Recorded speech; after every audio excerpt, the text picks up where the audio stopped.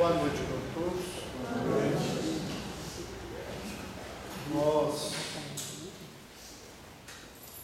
vamos aproveitar o momento da noite para falar um pouco desse tema, Jesus, o terapeuta das almas,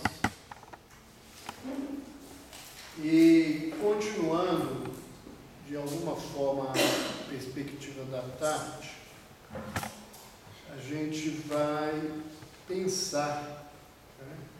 Agora não na questão da família, da educação, mas na questão pessoal, numa reflexão voltada para cada um de nós. E nesse sentido, nos lembrar que quando a gente fala que Jesus é o terapeuta das almas, na verdade, nós temos que nos posicionar na condição de doentes. Se a gente entende que Jesus é o nosso terapeuta, nós temos que aprender que nós estamos num lugar, numa posição em que precisamos, né, na verdade, de ajuda e entender esse processo de ajuda. Então, a nossa conversa começa desse lugar. E fomos buscar essas reflexões em dois autores diferentes. Emmanuel, através da psicografia de Francisco Cândido Xavier, e outro espírito, que é o Espírito Carlos, que é um companheiro que nos tem auxiliado durante todos os anos de atividade mediúnica, e que escreveu esse livro, História da Vida, que reúne vários casos, todos histórias reais, que segundo ele foram modificadas e nas quais ele evitou colocar qualquer tipo de nomes para que não fossem identificados os pacientes do hospital dos quais ele fala. Muitos desses pacientes eu, como médium, não conheci, mas ele, como trabalhador do hospital, teve a oportunidade de acompanhar essas situações, esses casos, e explicar o que verdadeiramente acontece numa instituição psiquiátrica que tem essa abordagem espiritual. Um fato curioso, porque todos nós sempre esperamos que os Espíritos vão nos contar histórias de fins bons, e ele vai nos mostrar que nem sempre na atividade doutrinária dentro de uma instituição como é o Hospital Espírita André Luiz, a gente consegue êxito, porque depende, antes e acima de tudo, do desejo e da postura da pessoa diante dessa situação.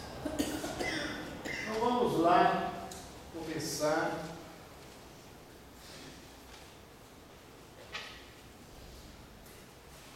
com essa fala de Emmanuel, que está contida no capítulo 86 do livro Fonte Viva. Se chama Estás Doente? E Emmanuel nos afirma o seguinte: todas as criaturas humanas adoecem. Todavia são raros aqueles que cogitam de cura real. E o Carlos, ele nos fala o seguinte: penso quanto teria sido sido diferente se ele tivesse ouvido sua humanidade e dado vazão real e necessária aos impulsos da alma, sem exigir-lhe o que não tinha e sem se fazer algoz dos seus pais. Nessa história, Carlos conta um acompanhamento que ele teria sido chamado a fazer de um orador, um trabalhador espírita, cujos pais eram voluntários no Hospital Espírita Andrés. E que esse companheiro, embora com uma capacidade de oratória muito intensa, ele tomou e assumiu atitudes pela sua vaidade e orgulho que o levaram a um relacionamento com uma companheira casada, e isso foi o modo de uma desestruturação do seu processo. E o que uma coisa tem a ver com outra? É que Carlos, acompanhando a situação, ele vê, primeiramente, que esse companheiro tinha até certas noções do que ele realmente vivia intimamente. Mas que, em vez de ele buscar e assumir que ele precisava de ajuda e de um comportamento diferente, ele resolveu acreditar que poderia resolver tudo sozinho. E nessa tomada de atitude, ele só complicou a sua caminhada. Porque é isso que a maioria de nós vivemos. Todos nós somos doentes. Se nós não somos doentes do corpo, nós somos doentes da mente. E quem não é doente da mente é um doente social, e nós estamos numa sociedade adoecida, onde todos nós nos comprometemos com esse comportamento, seja direto ou indiretamente. E todos nós somos doentes espirituais. Emmanuel, em uma de suas páginas, ele afirma que a criatura humana, ela é um enfermo que se encontra internado nas enfermarias da terra à busca de amor. As nossas verdadeiras doenças são as doenças da nossa alma. As nossas verdadeiras doenças se chamam orgulho, vaidade, inveja, se chama egoísmo, rebeldia, ciúme. E cada um de nós tem uma dificuldade mais específica numa e noutra área. Mas raros de nós se propõem a mudar a vida. Somos ávidos em apontar o dedo para os defeitos das outras pessoas. Somos capazes de diagnosticar as dificuldades que nos envolvem, mas raramente nós encontramos alguém que está disposto a fazer o exercício de reforma íntima, mesmo e inclusive dentro do campo religioso. É mais fácil eu culpar o outro, eu colocar a responsabilidade no outro, do que eu ter que fazer um processo de reforma. Então, por que a Terra está tão doente? Porque a grande maioria de nós preferimos ficar doentes. Nós escolhemos, mesmo que isso não seja tão ostensivo, a ficar nessa situação. E escolhemos, às vezes, para não ter que agir, e na maioria das vezes para nos omitirmos de qualquer postura que possa nos tirar do cômodo lugar aonde nós estamos. Então, enquanto a gente achar que as pessoas que adentram essa casa pela primeira vez, ou que vêm aqui e não trabalham, elas é que precisam de ajuda, eu vou estar nesse lugar de quem está adoecido, mas que não cogita de cura real. Enquanto eu adentrar para uma reunião mediúnica, acreditando que eu sou a criatura que vai ajudar os desencarnados, eu estou nesse lugar de quem não cogita a cura real. Nós não fomos colocados na vida com essa postura de grandeza e que nós estamos aqui solucionando problema de vida. Cada espírito que você escuta, cada irmão que você recebe na casa espírita, cada desafio que a vida te dá, cada parente difícil que você tem, ele está na sua vida para você refletir que você precisa mudar.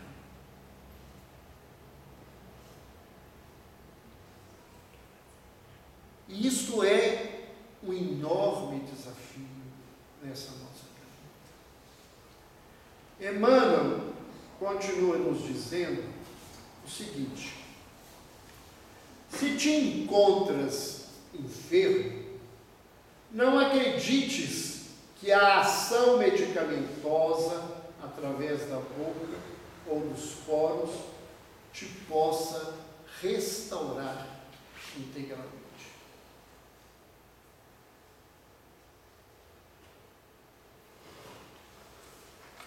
Este é um problema geral, porque a grande maioria de nós aprendeu a depositar nas medicações, nos remédios, nos chás, nas fórmulas, nos ritos, a solução dos nossos problemas.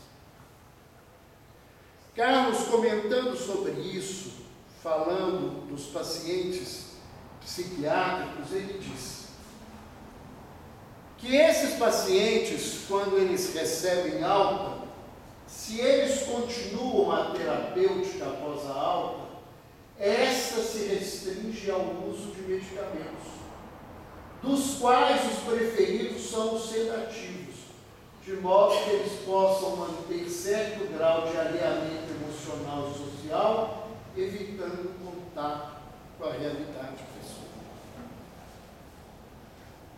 Você receita terapia e o povo diz: vou fazer terapia. Não, terapia é muito chato. Eu não quero falar de mim. Quando o indivíduo não é mais atrevido, eu não preciso fazer terapia, que eu sei de tudo. Eu fico perguntando: então para que está aqui na Terra? Sabe de tudo, para que está fazendo? Está no lugar errado. Porque aqui é o lugar das pessoas que não sabem de nada. Você manda o indivíduo fazer exercício, ele não faz exercício. Você manda o indivíduo fazer dieta, ele não faz dieta. Eu tenho colegas médicos diabéticos que são capazes de se empanturrar de doce e aplicar insulina logo depois para cair a glicose. Isso é um crime contra si mesmo. Então não é só gente leiga, não. Porque nós escolhemos, e aqui a fala dele é muito interessante, o que geralmente as pessoas querem tomar são os nossos medicamentos de tarja azul. Que aí eu durmo e esqueço. Ou eu fico meio lerdo, aéreo, e a vida passa, porque a água, se ela for para cima ou para baixo, não tem problema. Porque eu não quero me curar. Eu quero resolver um problema que está acontecendo agora. E o meu problema é esquecer que eu tenho problema. Então, se eu ficar sedado, seja por efeito do Rivotril, ou da maconha, ou do álcool, eu estou na minha solução. Eu não preciso fazer a muito.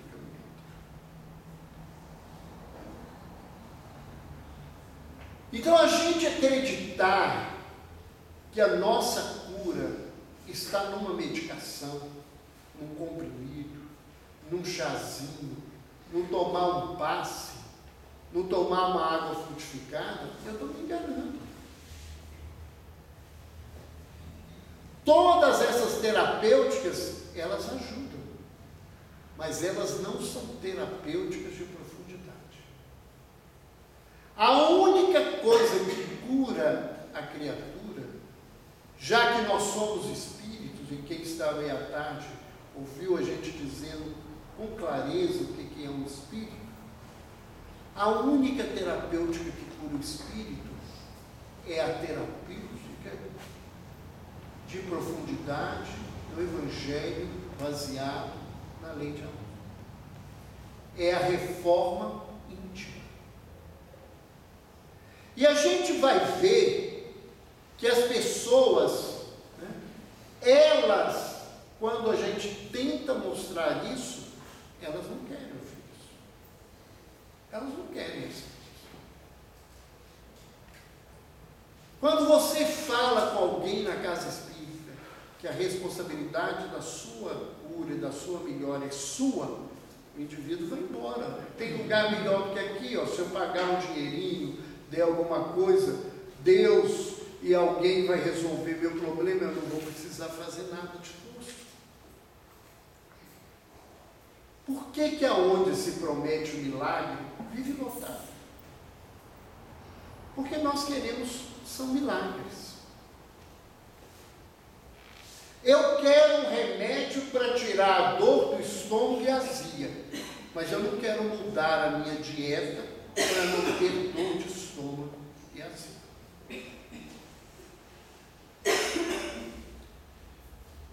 Essa é a posição da grande maioria de nós, que ficamos nesse lugar de fugir daquilo que a gente tem. Emmanuel diz para a gente que a vida, pouco a pouco, plasma em torno dos teus passos aquilo que desejas. E todo mundo fala isso, todo movimento espírita, a gente tem ao redor da gente aquilo que a gente buscou. Mas será que eu assumo isso mesmo? Porque se eu sou uma pessoa maledicente, má, eu sou uma pessoa invejosa, o que eu vou ter ao redor de mim é maledicência, maldade, inveja. Eu já pensei nisso na vida. E como é que o espírito superior vai me ajudar se eu estou envolto nesse lugar?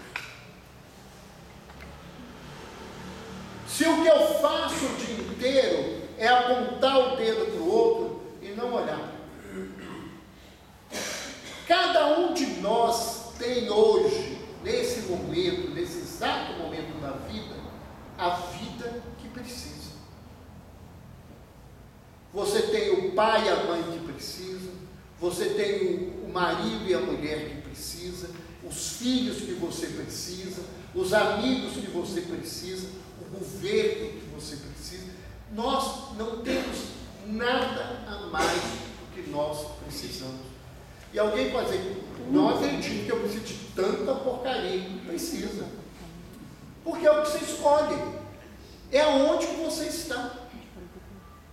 Quantas vezes eu vejo casais que vivem pessimamente, um engalfinhando o outro, rezando para que o outro morra e dê sossego, e você vira e fala assim, por que você não separa?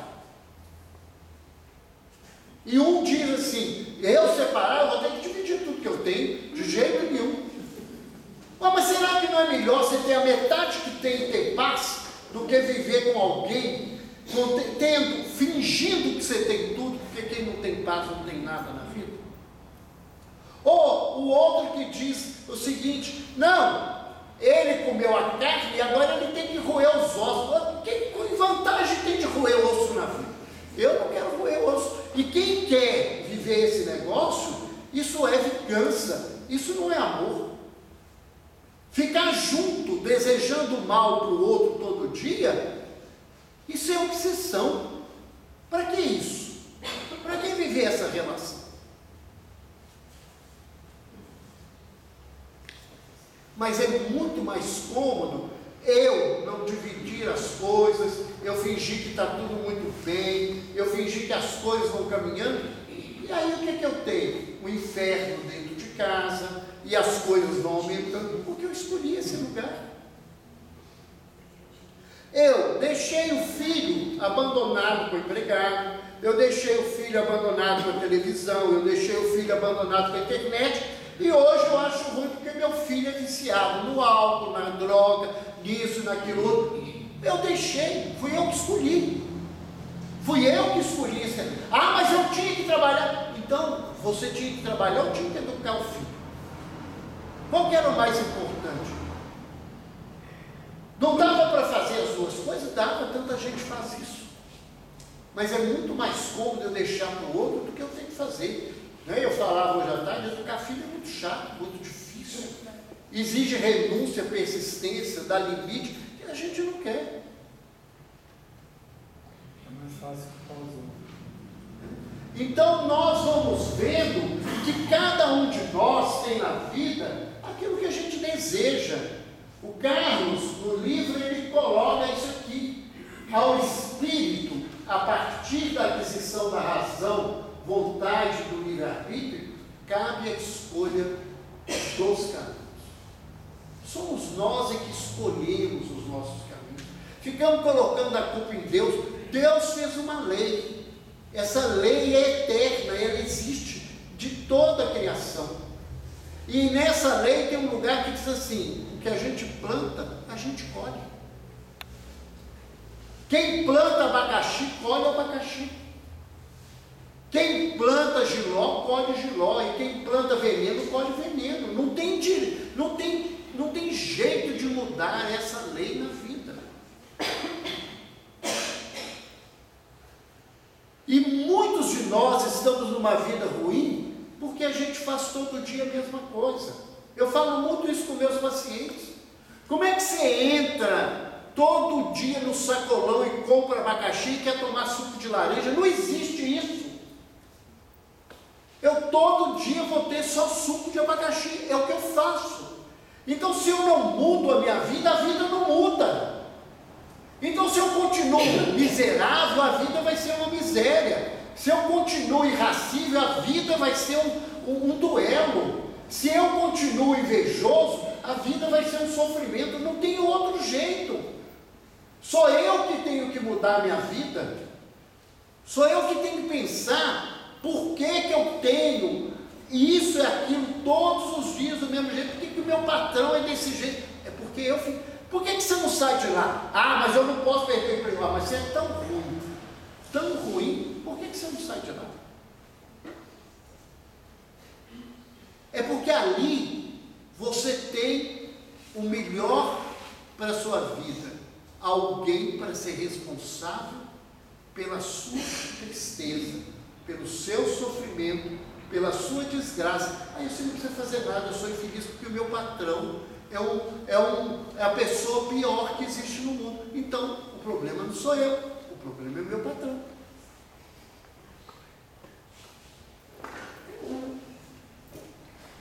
Quantas vezes a gente vê as mulheres falando assim: a minha vida é infeliz porque esse marido é isso e aquilo. Marido não é uma coisa muito boa mesmo, não, mas vai reclamar.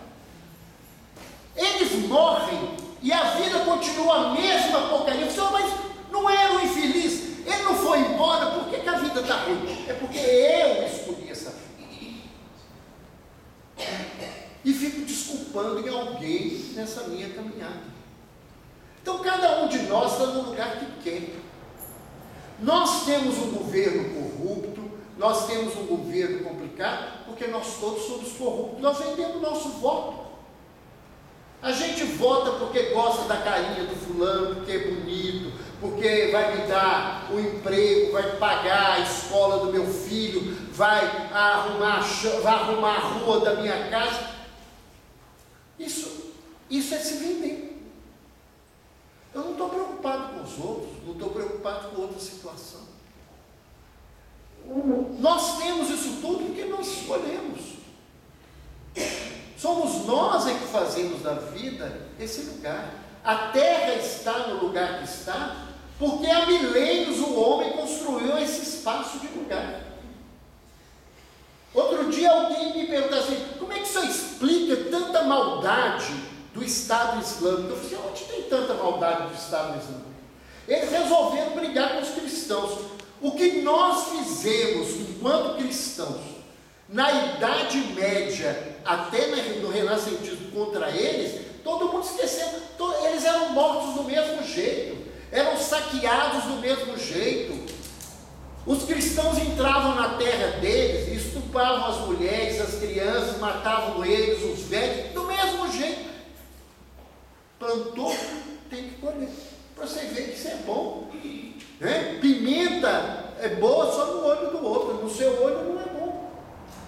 Nós somos convivendo com o que nós plantamos. E estamos assustados com o quê? Foi isso que o Ocidente fez com eles.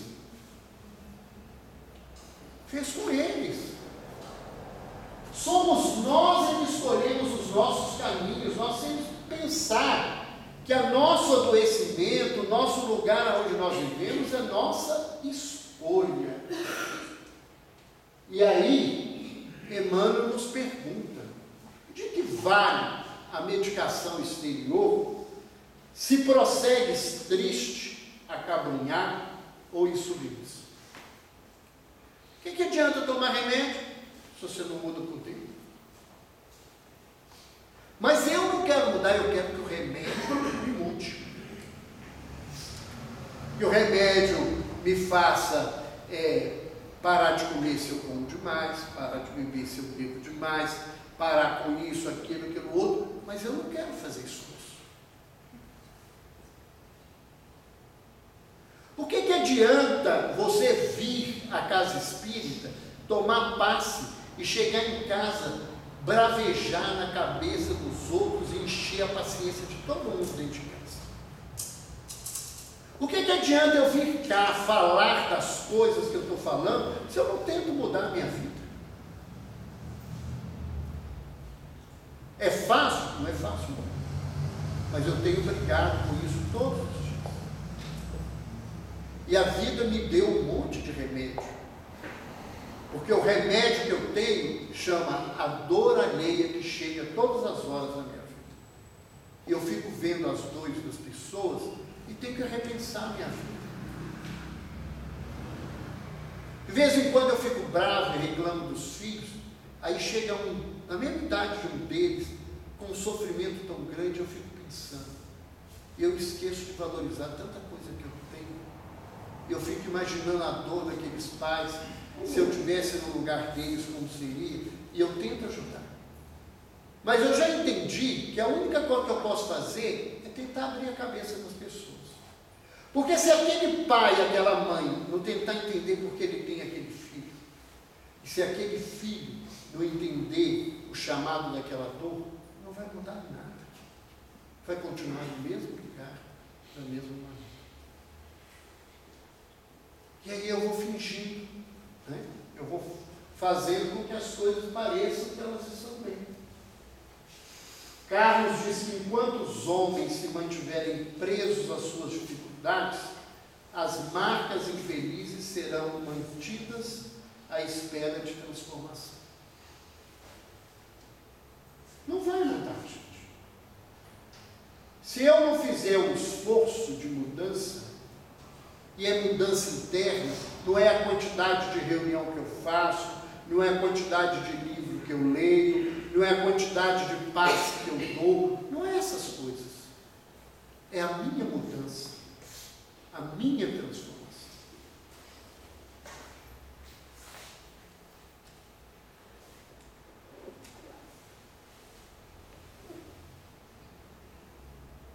Emmanuel diz o seguinte: de outras vezes, pede socorros de médicos humanos ou de benfeitores espirituais, mas ao surgirem as primeiras melhoras, abandonas o remédio ou o conselho salutar e volta aos mesmos anos.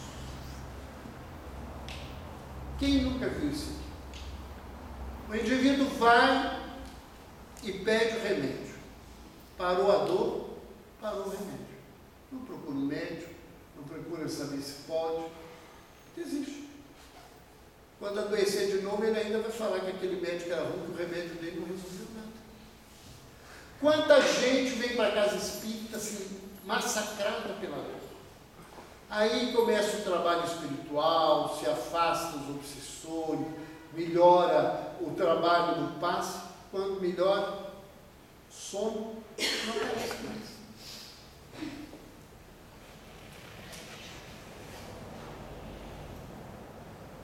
Nós fazemos esse caminhar o tempo todo. E Emmanuel continua dizendo: como regenerar a saúde se perdes longas horas na posição da cólera ou do desânimo?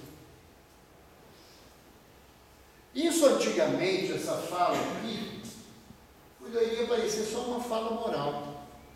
Hoje a ciência mostra que as pessoas que vivem iradas ou que se prendem ao pessimismo, você só vai adoecendo mais e mais.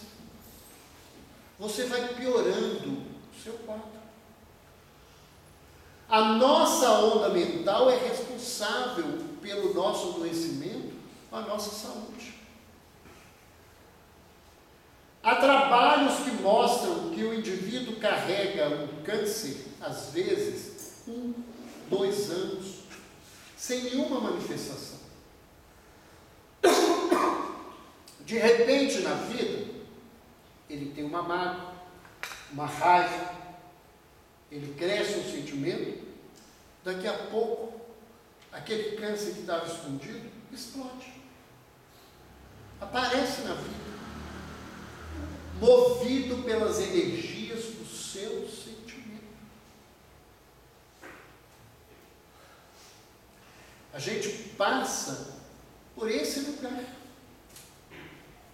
É como eu penso, como eu faço, como eu me comporto, vai me fazer melhorar ou não melhorar. Eu acho que eu já contei isso aqui para algumas pessoas. Tem gente nova aqui hoje, estou vendo carinhas novas.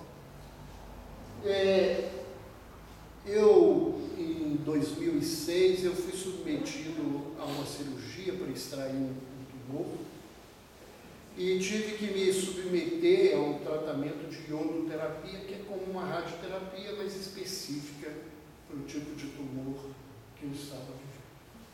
E para fazer isso, você é fechado num ambiente durante alguns dias, onde você não tem contato com ninguém, nem o profissional de saúde não entra lá, ele leva a comida até a porta, vestido de chumbo, por não ter contato com a radiação, porque ela pode prejudicar as pessoas. Então, eu acho que eles acreditam que para ser mais fácil, para você não ficar sozinho, isolado, que você tenha mais um para dividir as coisas. Então, eu fui para o quarto, dividi o quarto com alguém que ia submeter esse lugar.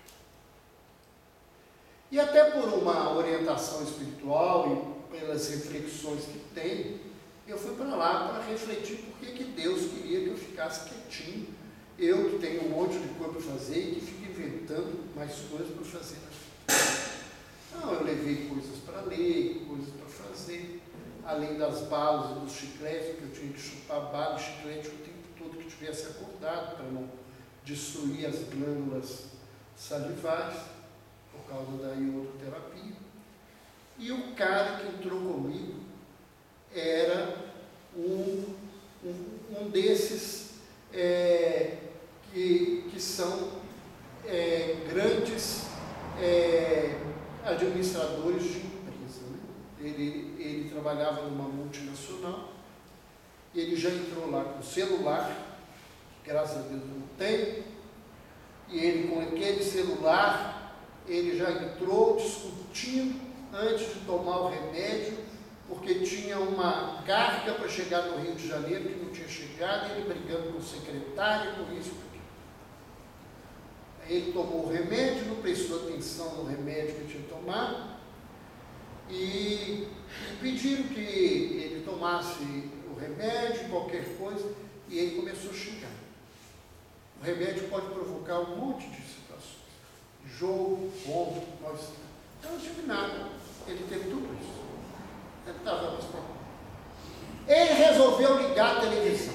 Foi nesse dia que eu descobri que a tal do Globo News, de 3 em 3 horas, ele repete todas as porcarias que ele falou. Então, de 3 em 3 horas, repete tudo de novo. O povo acha que 24 horas é de 3 em 3 horas, repete as porcarias. Se não tiver novidade, você vai ouvir 24 horas da mesma porcaria. Ele vendo aquilo, ligando. Aí eu falei, mas o senhor não acha que o senhor podia descansar, que ele já tinha descoberto que eu era médico, aquela coisa? Não, estou com problema. Porque porco do Rio de Janeiro xingando que era povo, que isso, aquilo, outro. E eu ouvi o tempo todo, e ele falou assim, e eu não posso parar, porque o pessoal da empresa não sabe que eu estou aqui tratando. Ele escondeu que ele tinha operado, tirado um câncer, que ele tinha que tratar, porque ele achava que ele era todo poderoso e que ninguém podia saber daquilo. Quando terminou o dia que nós fomos sair, quem foi me buscar foi o filho mais velho, e nós saímos juntos, e ele saiu com a esposa, eu virei para o filho e falei assim, ele vai ter uma recidiva logo, logo. Meu filho falou assim, por quê? Porque ele não tratou. Ele ficou aqui esses dias, ele não fez um momento de tratamento. Ele tomou um remédio e achou que o remédio estava resolvendo.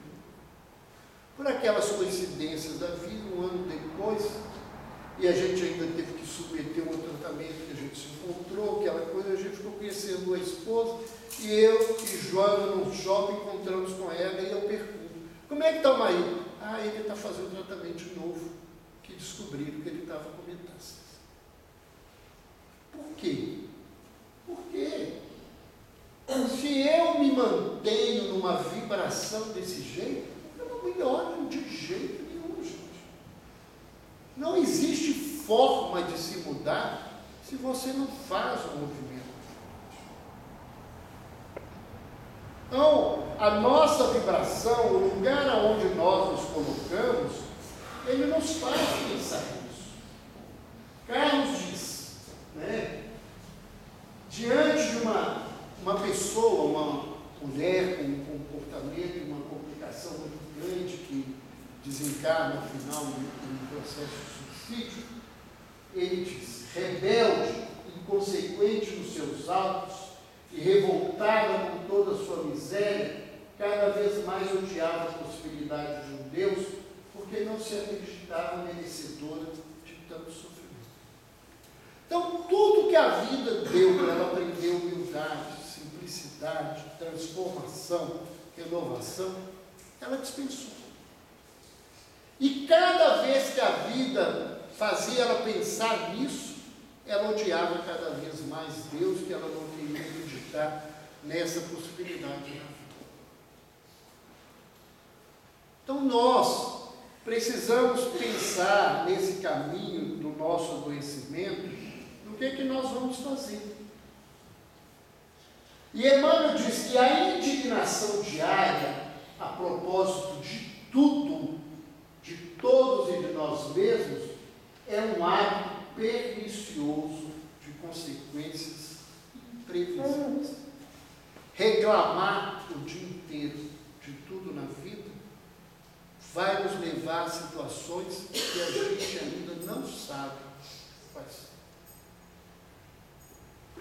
Então a gente precisa repensar esse processo e essa continuação. E ele diz que o desalento, por sua vez, é clima anestesiante que entorpece e destrói.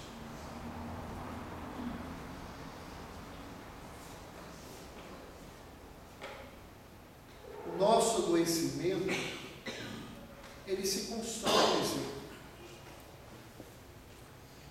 As nossas doenças têm os nomes mais diferentes do mundo. Mas no fundo, toda a doença que nós carregamos externamente, que a medicina classifica, ela é fruto da nossa desconexão com o Criador, com a lei divina.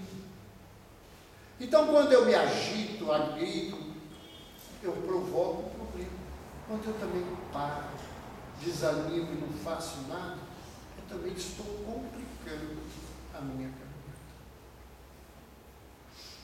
E aí nós vamos ver Carlos dizendo, numa das suas histórias, que, falando dessa questão do desânimo, quando a gente se prende a essa situação, que às vezes a gente fica procurando, eu estou nesse sofrimento porque os espíritos estão se vingando, me fazendo mal, e ele diz, não havia um processo de vingança ou uma atuação direta das entidades. Essa é uma situação de uma mulher dentro de casa, doente, numa fase já final da desencarnação, que ela não conseguia se fazer mais, e ele diz que eles adentram a casa dela e veio um monte de espíritos, e ele diz que aqueles espíritos não estavam ali se vingando, e eles não atuavam diretamente, eles compactuavam o sentimento de desalento, de não mais aceitação da vida que essa companheira estava. Então, era um processo de simbiose, onde a dor e a desesperança uniam aquelas pessoas. Então, quando a minha mente fica presa e parada nesse lugar, eu vou abrindo espaço para essa coisa. E continua Emmanuel. E que falar da maledicência ou da inutilidade com as quais despendes tempo valioso e longa conversação frutífera, extinguindo as tuas forças? Quem de nós não faz isso? Perde tempo de falar das pessoas, ou sem fazer nada de produtivo na vida, sem pensar coisas boas.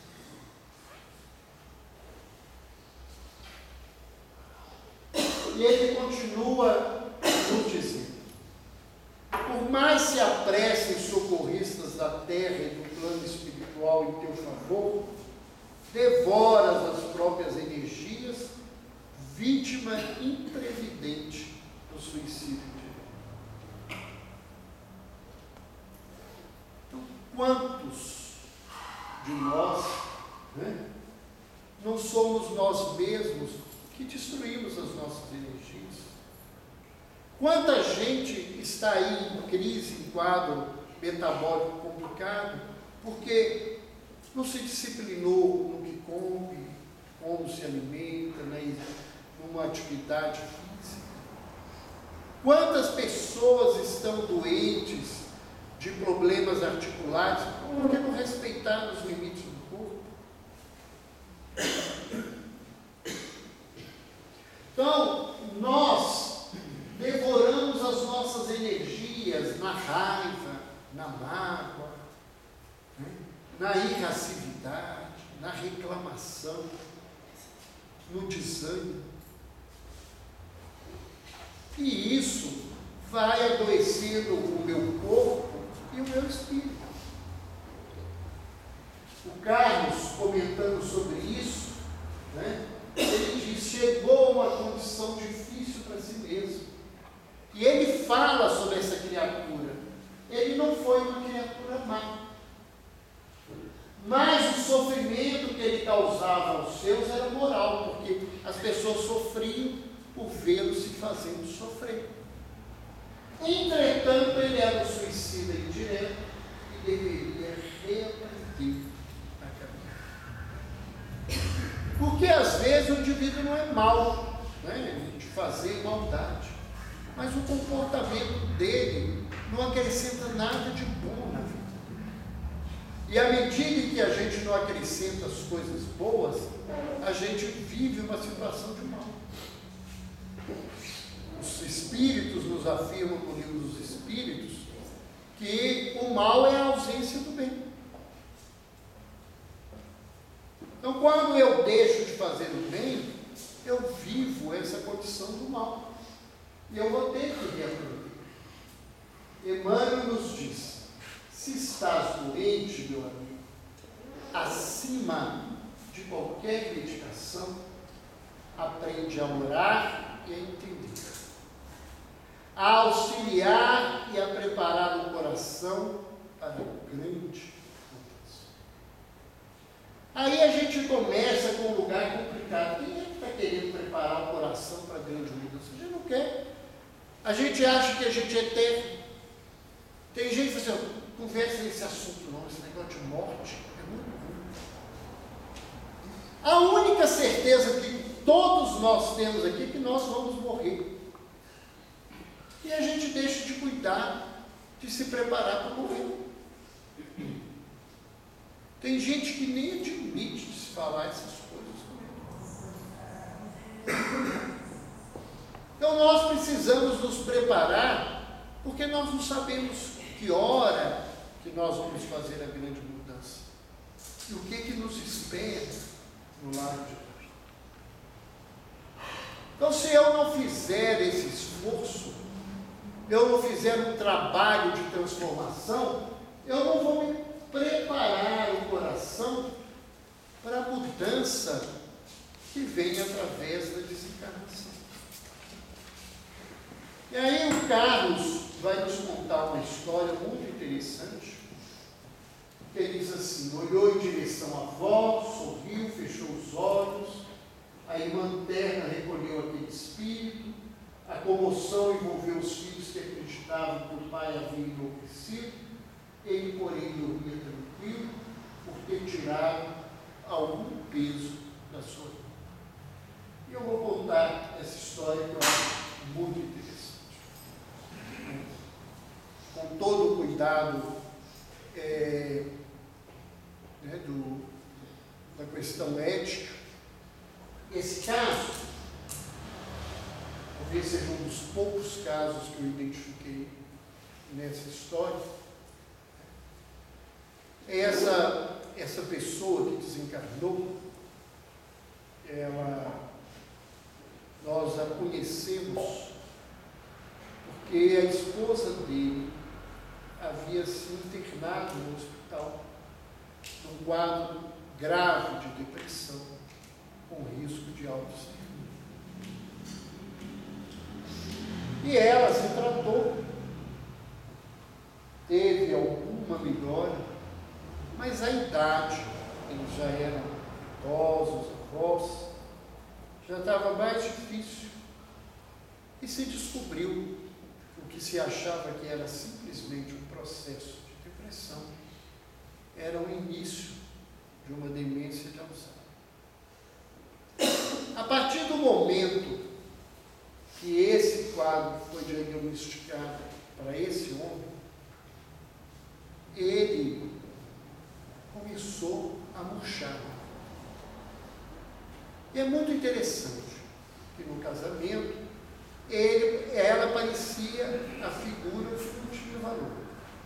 Uma mulher com pouca educação, com pouco recurso escolar, que a vida inteira tinha se dedicado a fazer um papel meio de Amélia. E ele, um militar, um religioso, um pastor evangélico, com uma carreira muito bonita, um capelão da igreja, do evangelismo dentro do exército, que fundou inúmeros núcleos religiosos por onde ele passou no Brasil. ele parecia a figura forte dessa situação. E ela, a eminência parda desse negócio. E quando ela adoeceu, a gente descobriu que o leão não tinha nada de leão. Que quem era leoa e que mandava e sustentava aquela relação era aquela mulher que estava fragilizada a caminho de perder toda a noção da vida externa num processo final até a desencarnação. Esse homem entrou num quadro de depressão imensa, parou de comer, se recusava a alimentar, perdeu mais de 15 quilos em menos de 2 meses, e na situação quando ele estava, o clínico disse que não tinha jeito, e indicou que ele fosse internado. E o pastor evangélico foi internado no Hospital Espírita André Luiz. A família toda seguindo a igreja evangélica. E ele está naquela condição dele.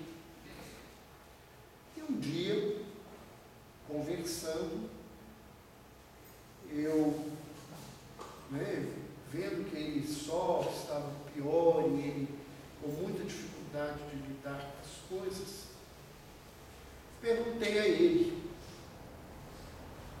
por que ele havia largado o púlpito, que ele não pregava mais, que ele tinha abandonado as coisas. E ele então foi me narrar que a vida inteira ele foi um pregador e ele se ocupou a vida inteira em pregar contra o espiritismo e mostrar que vida depois da morte não era daquele jeito, que não existia reencarnação. E um dia, no momento em que as dores chegaram perto dele numa outra situação, ele deitou e ele disse: eu tinha certeza que eu não estava dormindo. E na minha luta eu perguntei a Deus que propósito tinha a vida se as coisas eram tão difíceis para se estar aqui e viver. E foi quando, naquele instante, adentrou no seu quarto a sua avó, que na verdade tinha sido a sua mãe, porque é ela que tinha criado. E ela conversou. E quem o introduziu na igreja evangélica tinha sido ela. E ela veio pedir desculpa. E falar: meu filho, embora eu tivesse tentado te ensinar sobre Jesus, na minha ignorância e no meu fanatismo te ensinei coisas que não são verdades.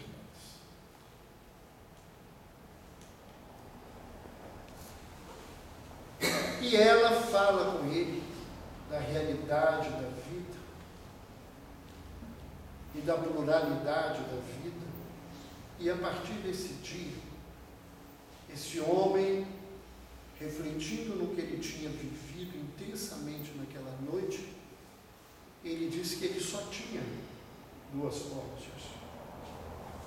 Ou ele não voltava nunca mais para pregar, porque ele não teria coragem de dizer para as pessoas aquilo que ele tinha dito até aquele momento, que aquilo não era verdade. Ou ele iria para frente e falaria de tudo que ele tinha descoberto, e ele dizia: eu tenho certeza que todos diriam que eu tinha ficado louco ou o demônio teria tomado o meu corpo. E eu seria uma pessoa totalmente desrespeitada.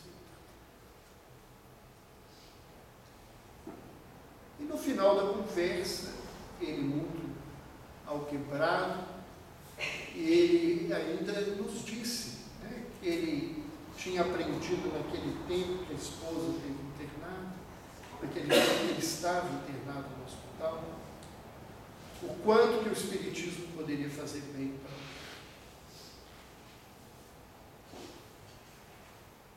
ele. E ele nos pediu que alguém do Departamento de Assistência Espiritual fosse auxiliar. E ele estava recebendo um passe quando os parentes chegaram. E foi um auê, porque a família achou que nós estávamos desrespeitando o velho, doente, e ele parou a família depois e falou com eles. Eles vieram aqui porque eu pedi. Mas como é que o senhor pediu? O senhor sabe que isso tudo é bobagem? Ele não. E ele conta para os filhos tudo aquilo que ele acreditava e tudo o que aconteceu. E a situação tinha sido desconfortável, nós participamos da situação, só não conhecíamos o outro lado da história, não sabíamos o que tinha acontecido, mas logo após essa conversa, ele se acerena, os filhos ficam diferentes, ele parece orar baixinho, fecha os olhos e desencarna. E o Carlos nos conta, né, que naquele momento a mãe e a avó havia ido buscar aquele companheiro, né, e que ele desencarnaram mais tranquilo, que apesar dos filhos não terem recebido a situação com tranquilidade, ele tinha tirado um pouco da culpa de não ter tido coragem de ensinar aquilo que ele aprendeu. A confissão dele para os filhos foi uma ajuda imensa, segundo a fala do Carlos, para que o desencarne acontecesse de uma forma mais tranquila. A gente precisa pensar nessa caminhada da nossa vida. E ainda nesse texto, Emmanuel diz: desapega-te de bens transitórios que te foram emprestados pelo poder. Enquanto a gente estiver preso às coisas da matéria, a gente vai estar na matéria. E muitos de nós não conseguem felicidade porque a gente está preso no dinheiro, está preso no poder, está preso nas coisas, está preso no marido, no filho, na mulher, na mãe, no pai. Essas coisas foram nos emprestadas nessa encarnação. E o Carlos fala que o poder, essas coisas que nós temos, é uma montanha russa, o poder do homem, com inúmeras sinuosidades, onde subidas de esforço são seguidas por quedas vertiginosas. Enquanto a gente ficar preso a poder ter as coisas, a ter as coisas na vida, a gente vai subir com esforço para ter e vai cair facilmente ao pé. Se a gente quer ter uma saúde verdadeira, a gente precisa aprender a se desapegar de tudo que a gente tem. Até porque a gente não vai levar nada. Nem os amores que a gente tem, nem os afetos que a gente cultiva vão conosco. Só vai conosco a lembrança, a saudade e a força. Tudo mais fica por aí, porque essa é a caminhada. Se vem na terra, se utiliza dela e devolve a ela quando se vai embora. E quanta gente está doente porque não se desapega das coisas. Quanta gente está aí doente porque não se desapega das pessoas que estão doentes. A gente acompanha um caso há algum tempo que a gente fala com clareza que a pessoa, né, a mãe, não desencarnou porque a filha está tão apegada que ela não permite aquele corpo que já não tem mais nenhum sentido de estar na vida, de desencarnar. Quantos de nós não vivemos essa situação? Ainda Emmanuel diz: enriquece os teus fatores de simpatia pessoal pela prática do amor fraterno.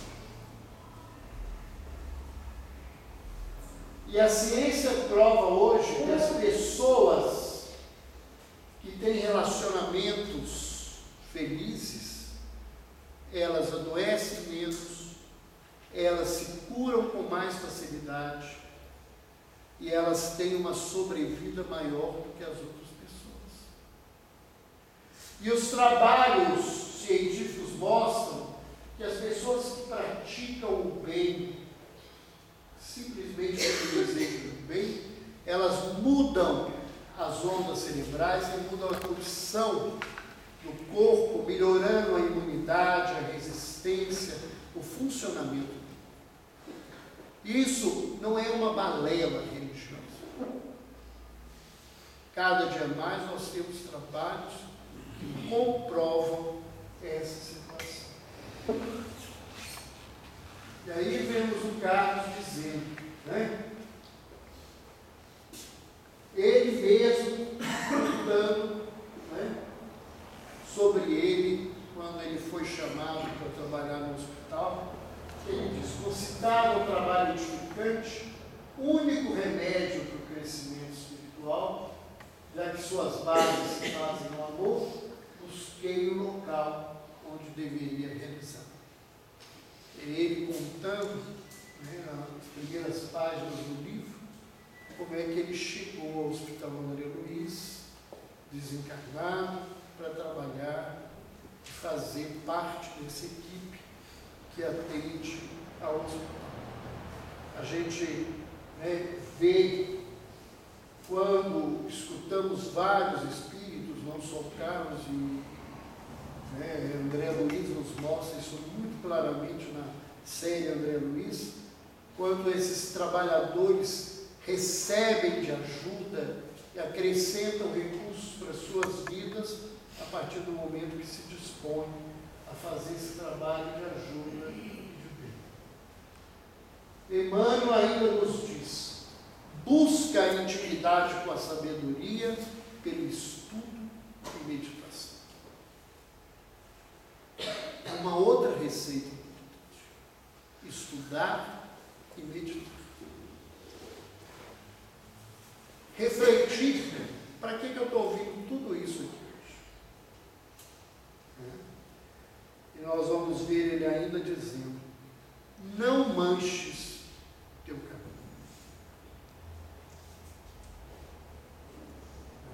Age no bem em qualquer situação, qualquer. Quantas vezes nós somos impulsionados pelo nosso homem velho e a gente, quando vê, já fez, o leite já derramou e não tem como voltar.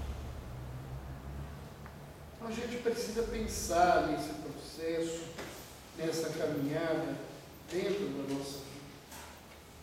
Porque tudo retorna de alguma maneira, mesmo que nos pareça mais infeliz, na busca de despertar a criatura para a noção clara e precisa de que temos que responder por tudo que fazemos. Se a gente não quer sofrer, a gente não pode plantar dor e sofrimento. É a única forma de não sofrer. Enquanto a gente estiver plantando dor e sofrimento no mundo, nós vamos enfrentar as coisas.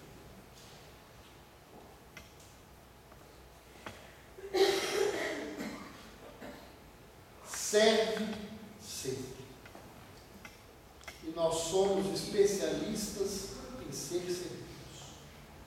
Então, essa frasezinha tão interessante não nos interessa muito.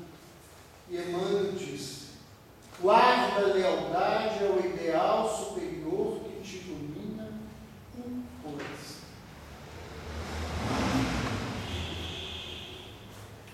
Esse é o maior legado que Jesus nos deixou na sua caminhada. não abandonar a momento a crença no Pai de amor e misericórdia e agir de acordo com o amor e a misericórdia em todas as situações da vida. Nós precisamos ser leais àquilo que nós dizemos que nós acreditamos.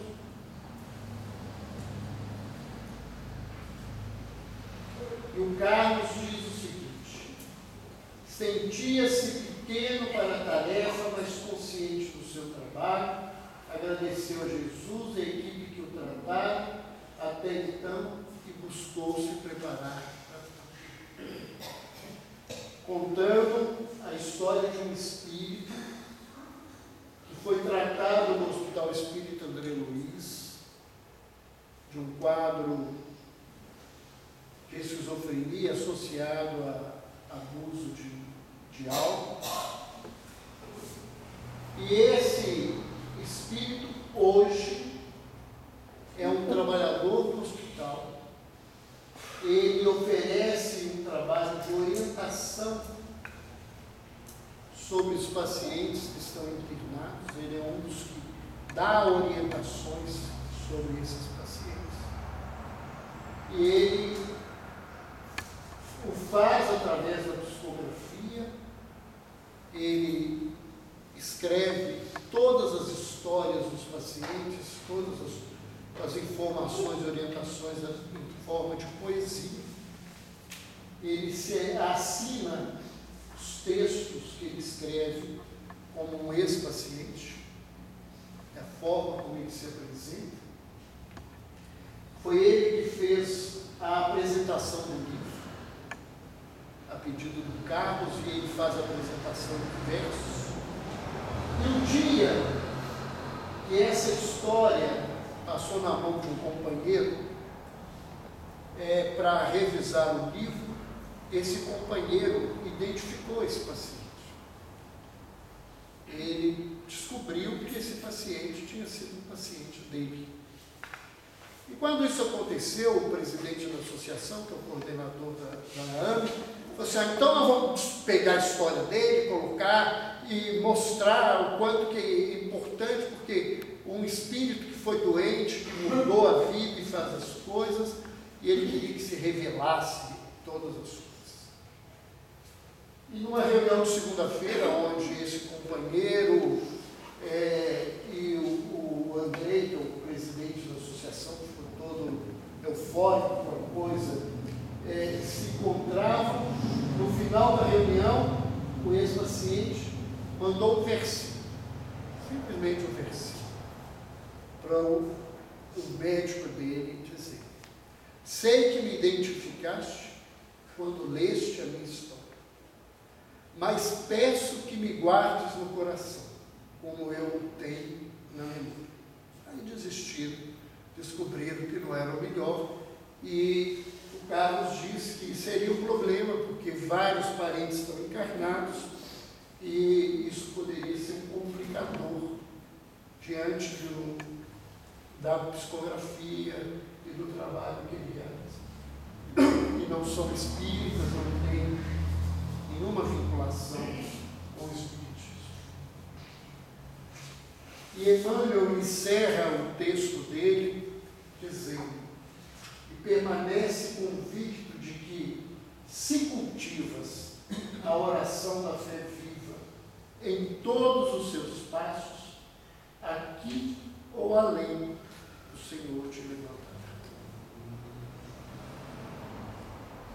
O grande remédio da vida é a oração da fé viva. Não é a oração que sai dos céus, é a oração que sai das mãos da criatura. Se nós queremos ter saúde, nós temos que construir essa saúde na nossa caminhada. Então nós gostaríamos de agradecer, lembrando a fala do Carlos na introdução do livro. Agradeço a Deus a possibilidade de desfrutar dessa companhia, ao encerrar a apresentação política, eu também gostaria de agradecê-los pela oportunidade, pela presença, pela paciência, pelo carinho de todos, né, por essa bênção que a gente recebe de poder, no trabalho de divulgação doutrinária, rever amigos, rever família espiritual, rever pessoas que a gente ama e acrescentar cada vez mais pessoas nesse rol da nossa vida, e é isso que nos sustenta, é isso que nos mantém nessa caminhada e nessa luz. Muito obrigado mesmo. Nós vamos passar a palavra à coordenação e para fazer os recados e encerramento da atividade de hoje.